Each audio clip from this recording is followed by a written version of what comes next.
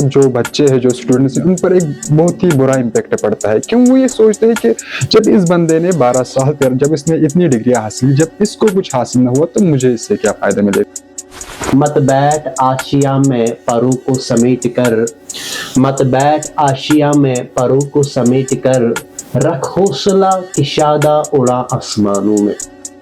परवाज है दोनों की इसी एक फिजा में, करगस का जहां और है, शाहीन का जहां और। जब मैंने 12th पास किया है, मेरा सपना था कि मैं नीट क्वालिफाई करूं और मैं एक अच्छा डॉक्टर बनूं ताकि मैं लोगों की खिदमत करूं। अस्सलाम वालेकुम everyone, welcome to learning series. आज हमारे साथ एक बहुत ही खास मेहमान मौजूद है जिनका नाम है मिस्टर शाहिद काजी।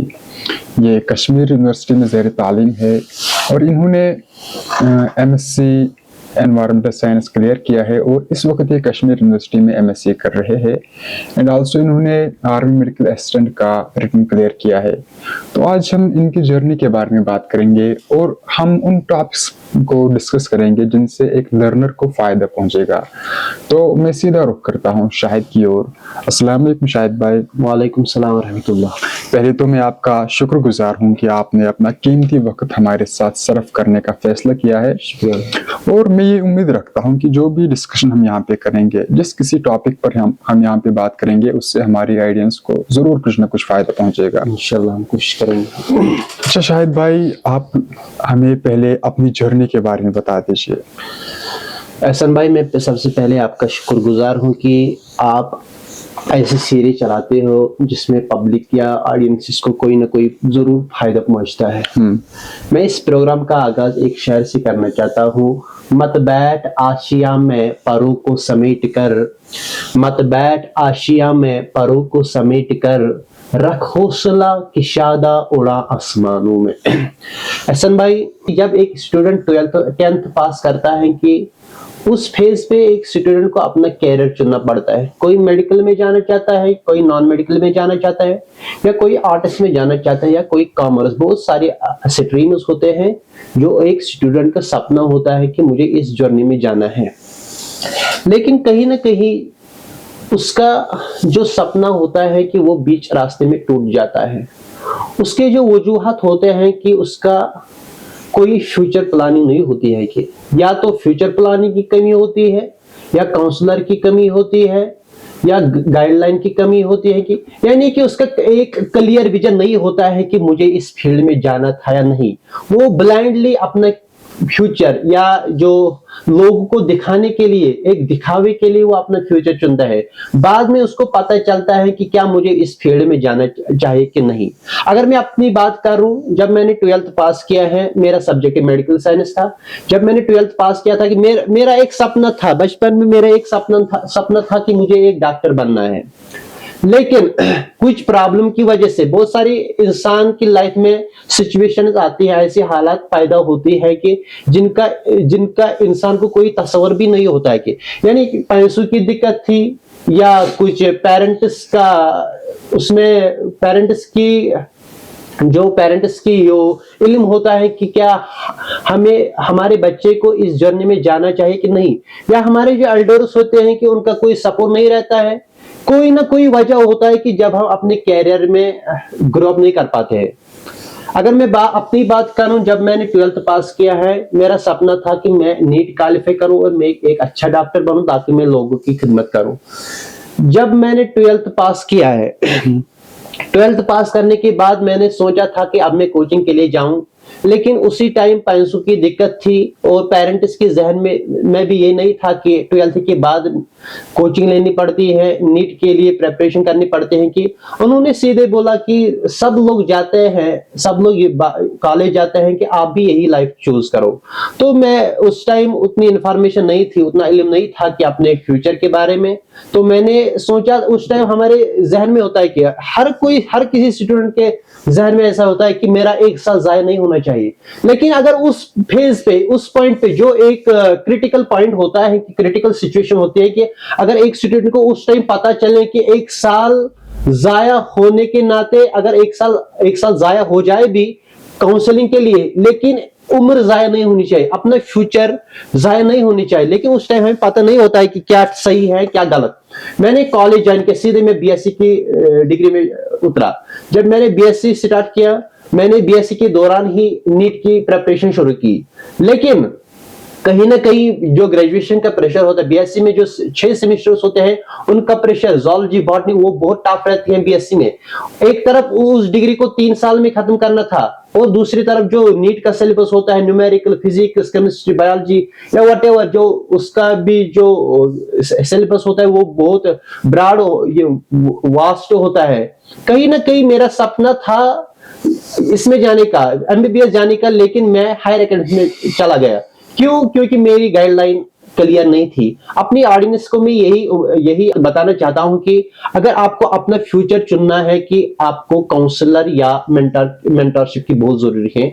आपको अपना कैरियर सही से चुनना है, और आपको पीर प्रेशर के अंडर नहीं आना चाहिए। अब मुझे घर वाले बोलते हैं आपको मेडिकल या नॉन मेडिकल में जाना है, नहीं भाई, आपको उस फील्ड में खुद काम करना है, आपको खुद मेहनत करनी है। आपके घर वाले, आपके एल्डर्स को उस फील्ड में काम नहीं करनी है, वो ये काम आपको अपने कंधों पर लेनी है, आपको उस फील्ड में खुद काम करनी है। इसीलिए आपको अपना कैरियर खुद चुनना है, मुझे किस फील्ड में इंटरेस्ट है और किस फील्ड में आगे बढ़ सकता हूं। अच्छा, ठीक है।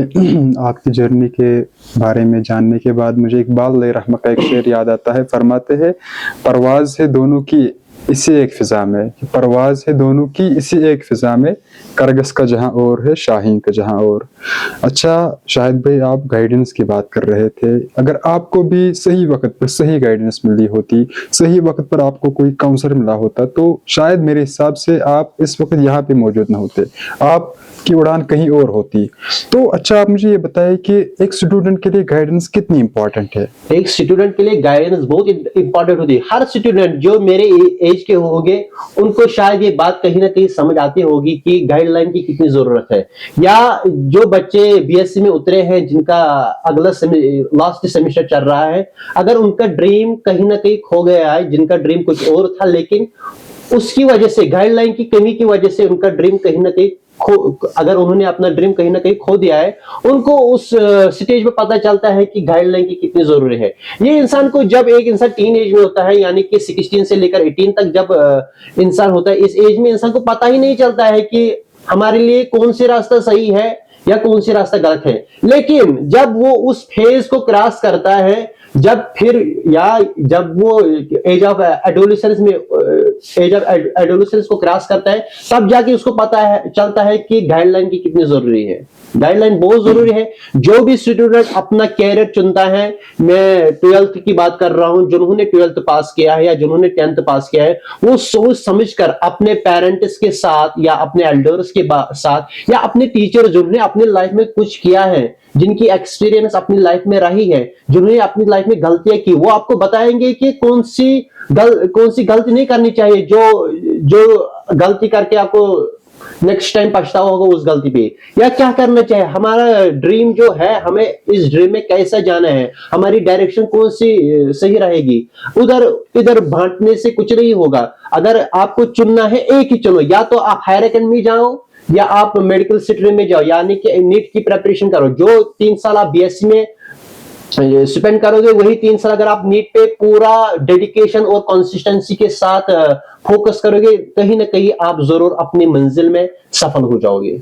अच्छा शाहिद भाई, अगर हम गाइडेंस की बात करें, तो जब एक तालिब इल्म 10th क्लियर करता है, तो उसके बाद उसको बहुत से ऑप्शंस आते हैं, जैसे कि मेडिकल आता है, नॉन मेडिकल आता है, आर्ट्स आता है, कॉमर्स आता है। तो हमारी समाज की एक बहुत ही बुरी सोच है, वो ये सोचते हैं कि जो बच्चा, जो स्टूडेंट मेडिकल में जाएगा वो होनहार है, और जो आर्ट्स या कॉमर्स में अपने कदम रखना चाहते हैं, उनके नजर में वो कमजोर माने जाते हैं। इस पर आपका क्या ख्याल है, इसमें आपकी क्या राय है? देखो भाई, एक इंसान का इल्यूजन होता है कि जो एहसान भाई ने एक इम्पोर्टेंट सवाल पूछा है कि जब कोई स्टूडेंट मेडिकल पकड़ता है, मेडिकल स्ट्रीम में जाता है, कि उसको फिर उस टाइम उसको लगता है कि शायद मैं आसमान में, मेरी उड़ान आसमानों में है।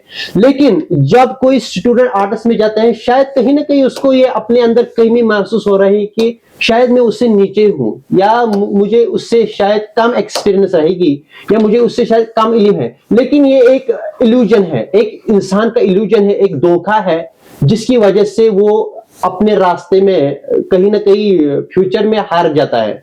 अगर कोई स्टूडेंट का अपना मुस्तकबिल, अपना ड्रीम है कि मुझे आर्ट्स में जाना है, उसका भी फ्यूचर बहुत क्लियर होता है, उसका भी फ्यूचर बहुत अच्छा रहता है, या कोई मेडिकल में जाता है कि उसका भी फ्यूचर अच्छा है। आपने देखा होगा जिन्होंने एमएससी किया है, या जिन्होंने एमएससी के बाद जिन्होंने नेट क्वालिफाई किया है, अगर आप देखोगे अपने समाज में बहुत कम स्टूडेंट ऐसे हैं जो डिग्रियां करते हैं, बीएससी एमएससी करते हैं, लेकिन जो एक एग्जाम कंडक्ट होता है नेट जेआरएफ, बहुत कम स्टूडेंट्स ऐसे मिलते हैं जिन्होंने वो एग्जाम क्वालिफाई किया है।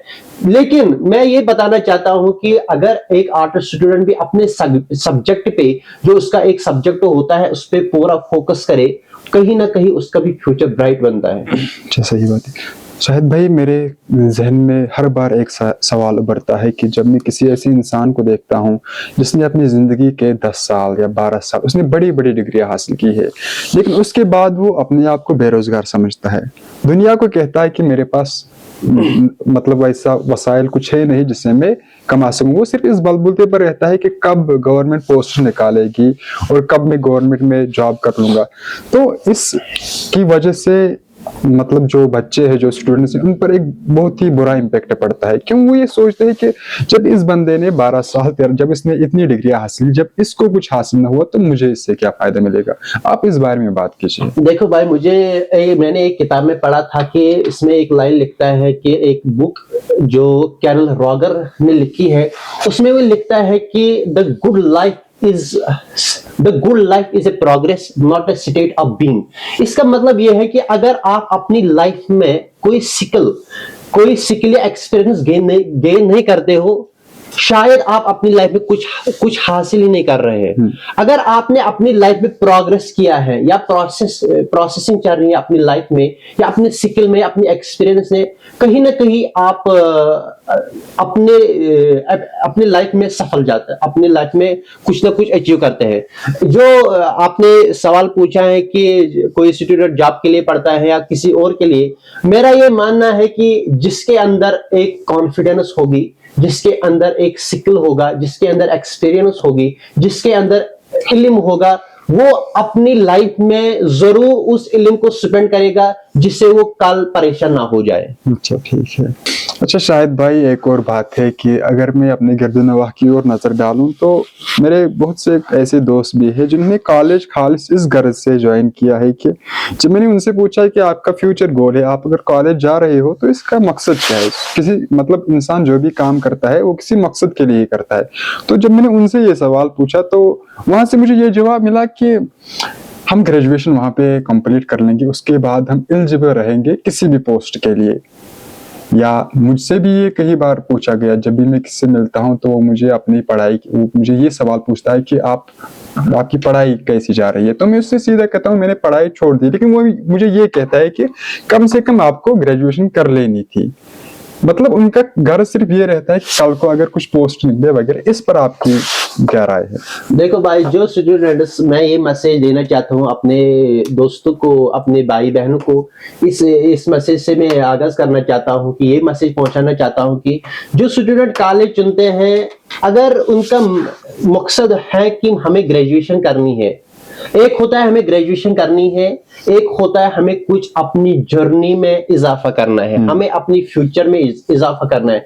जो कॉलेज लाइफ होती है वो सिर्फ एंजॉयमेंट की नहीं होती है, लेकिन वही कॉलेज लाइफ एक स्टूडेंट का कैरियर पॉइंट भी होता है, जहां उसको रियलाइज होता है कि कंपटीशन क्या होता है, जहां उसको रियलाइज होता है कि फ्यूचर क्या होता है, हमें किस फ्यूचर में जाना है, हमारे लिए क्या बेहतर रहेगा। आपने देखा होगा कि कितने स्टूडेंट्स कॉलेज जाते हैं कि जब मैं बीएससी कर रहा था कि कुछ 2, 4, 5, मुझे लगता है 3 से लेकर 5 बंदे जो लाइब्रेरी अटेंड करते थे, जो लाइब्रेरी में पढ़ते थे, जो वैकेंट टाइम होता था कि उस दौरान सब कुछ क्रिकेट खेलते थे, कुछ बाकी मोबाइल फोन चलाते थे।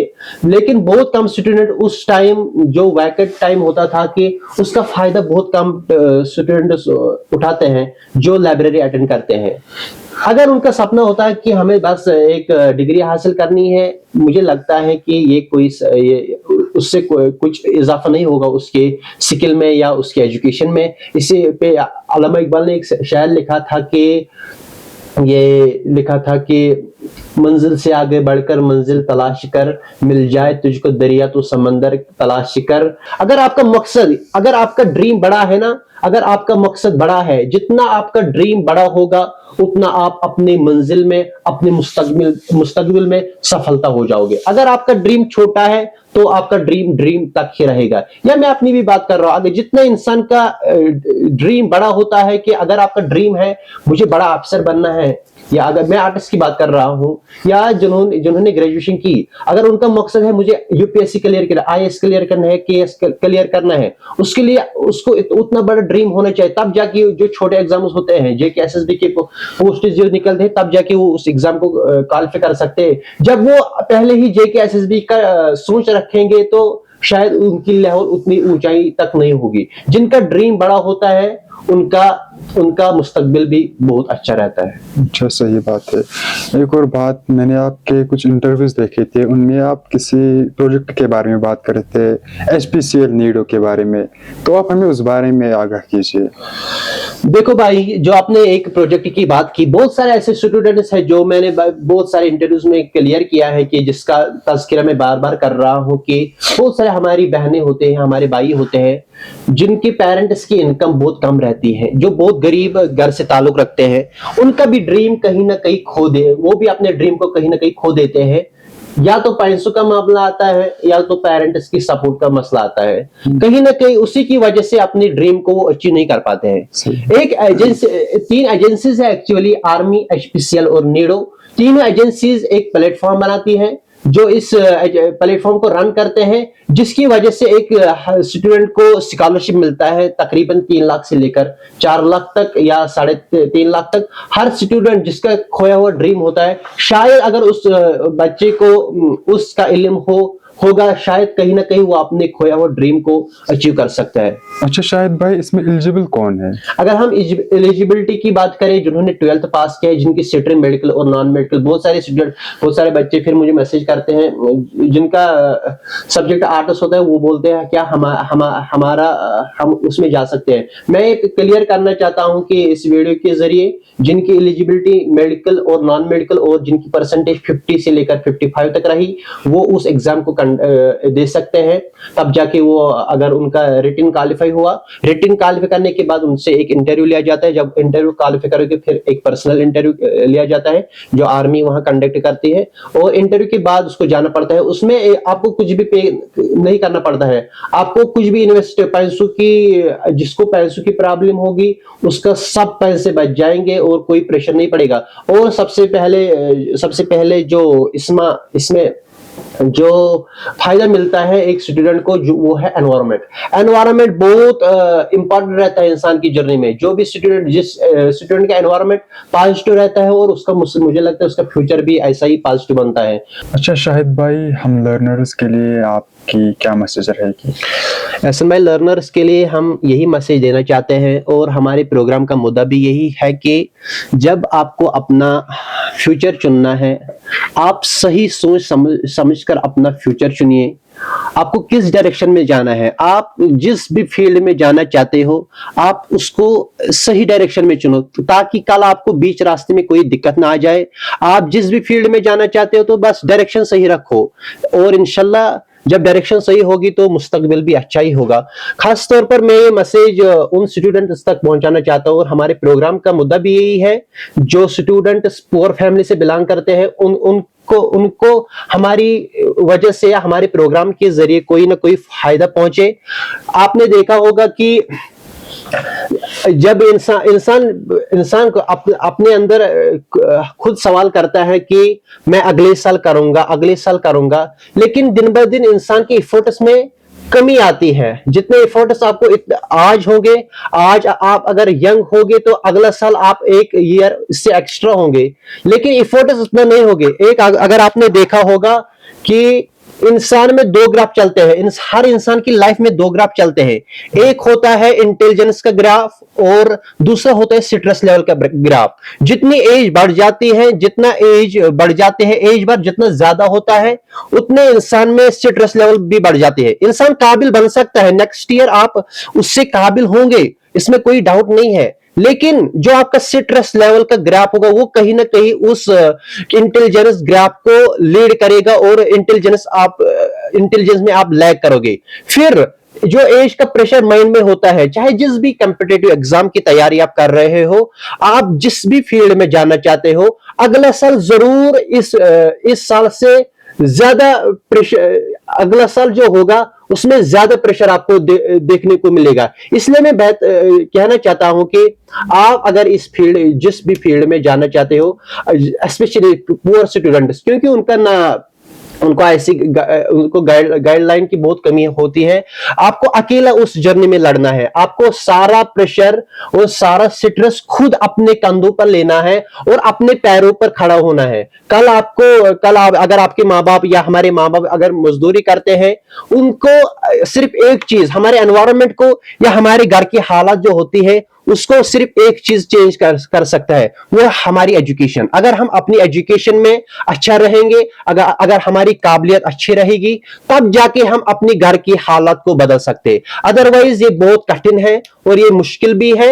अगर आप उनकी तरफ, जैसे हमारे पेरेंट्स ने सालों से मेहनत की, मशक्कत की, मजदूरी करके कुछ उतनी चीज नजर नहीं आती है। इसलिए मैं गरीब बच्चों को या जो पुअर फैमिली से बिलोंग करते हैं, जिनका इनकम उतनी उस तादाद में नहीं होती है, हमारे लिए बस एक अपॉर्चुनिटी है, वो है एजुकेशन। सिर्फ एक एजुकेशन या पेन जो हमारी मुस्तकबिल को चेंज कर सकता है। और मैं आपको इस प्रोग्राम के जरिए ये बताना चाहता हूं कि आप अच्छी चीजों को सपोर्ट करो जो आप तक अच्छी इंफॉर्मेशन पहुंचाए।